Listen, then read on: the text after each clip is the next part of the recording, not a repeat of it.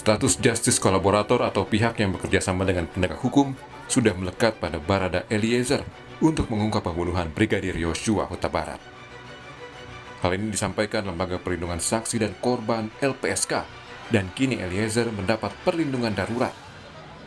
Perlindungan sudah diberikan sejak Jumat 12 Agustus, pasca LPSK melakukan asesmen kepada Barada Eliezer di Bareskrim Polri. LPSK menyatakan Eliezer punya informasi latar belakang perencanaan hingga peristiwa penembakan Brigadir Yosua. Ya, secara status, kami sudah berikan status justice kolaborator kepada Barada E. Ya. Artinya sudah ada perlindungan sementara itu ya, Pak? Ya, jadi kami sudah berikan status sebagai justice kolaborator, ya. Dengan status itu tentu soal pemisahan tahanan, soal pemisahan pemberkasan, itu menjadi bagian yang menjadi perhatian dari penyidik dalam proses penyidikannya. Sudah dari kapan sih Pak yang sementara perlindungan? Dari sejak Jumat malam. LPSK sebelumnya sudah berkoordinasi dengan Bareskrim Polri untuk memastikan keselamatan Barada Eliezer. LPSK juga ingin memastikan keterangan Eliezer konsisten sebelum menjadi justice kolaborator. Tim Liputan, Kompas TV. Saat ini di kantor LPSK, ada jurnalis Kompas TV, Triksi Valencia. Selamat petang, Triksi. Besok LPSK gelar paripurna soal perlindungan Eliezer. Bagaimana perkembangannya, Triksi?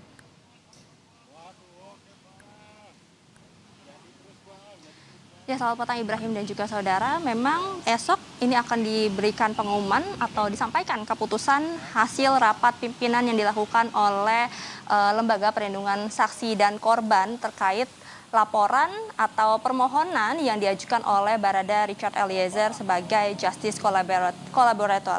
Meskipun pada hari Jumat kemarin setelah dilakukan assessment ataupun permintaan keterangan selama kurang lebih 4 jam, berlangsung dari jam 4 sore sampai pukul 8 malam. Ini LPSK menentukan kemudian Barada Richard Eliezer dikabulkan permohonannya sebagai justice kolaborator. Disebutkan oleh Edwin Partogi, Wakil Ketua LPSK, melihat dari hasil assessment ini bahwa Barada Richard Eliezer memiliki pengetahuan terkait peristiwa, kemudian juga terkait latar belakang, dan juga perencanaan pada saat peristiwa tersebut terjadi. Maka dari itu LPSK melihat ada kemungkinan atau ada potensi bahwa Barada Richard Eliezer ini bisa mendapatkan ancaman selama di tahanan, dan melihat juga peristiwa ini bersinggungan terhadap atasannya maupun kekuasaan.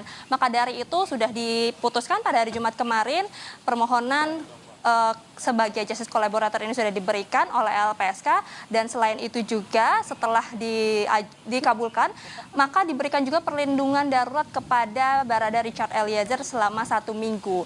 Nah, ini disebutkan untuk mengantisipasi, untuk mengamankan Barada Richard Eliezer selama proses pemeriksaan, proses penahanan yang masih berlangsung di Bareskrim Mabes Polri, Ibrahim dan juga saudara. Tapi tentu semua ini akan disampaikan secara resmi pada hari Senin di kantor LPSK sendiri, akan disampaikan secara detail mengenai permohonan pengkabulan sebagai justice kolaborator sekaligus perlindungan yang diharapkan juga oleh Barada Richard Eliezer. Tapi sejauh ini memang sudah diberikan perlindungan secara darurat terkait pemisahan tahanan dan juga pemisahan berkas terhadap Barada Richard Eliezer.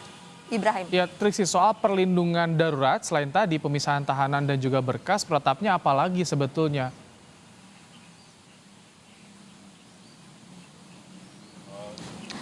Ya, kalau disebutkan oleh Edwin Partogi, ini ada beberapa syarat sebenarnya yang membuat Barada Richard Eliezer kemudian mendapatkan perlindungan darurat. Tadi yang pertama adalah melihat adanya potensi atau ancaman yang dapat diterima oleh Barada Richard Eliezer selama penyidikan berlangsung. Kemudian selain itu juga ini sudah dilakukan atau sudah diputuskan oleh 3 orang pimpinan sebelum rapat paripurna yang akan berlangsung hari Senin esok.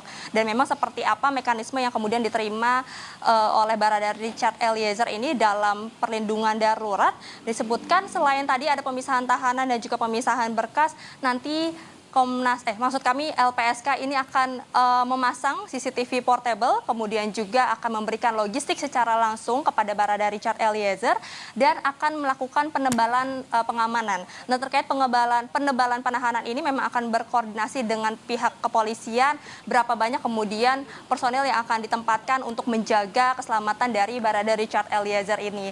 Dan selain itu juga akan mengecek seperti apa kondisi dari Barada Richard Eliezer ini selama 24 jam dengan disebutkan akan melakukan pemeriksaan secara rutin melalui dokter maupun juga melalui psikolog dan juga akan mendatangkan rohaniawan. Tentu ini akan sangat membantu Barada Richard Eliezer untuk dapat memberikan keterangan yang secara transparan tanpa ada tekanan maupun ancaman, dan tentu diharapkan dengan adanya perlindungan darurat ini dapat membantu Barada Richard Eliezer ini memberikan kesaksian atau keterangannya secara konsisten dan juga dapat memberikan kemudahan bagi penyidik untuk segera menuntaskan kasus yang masih berlangsung ini.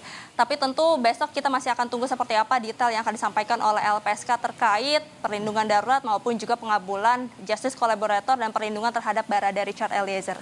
Ibrahim. Triksi, kemudian soal istri Irjen Verdi Sambo, singkat saja bagaimana keputusan LPSK soal ini?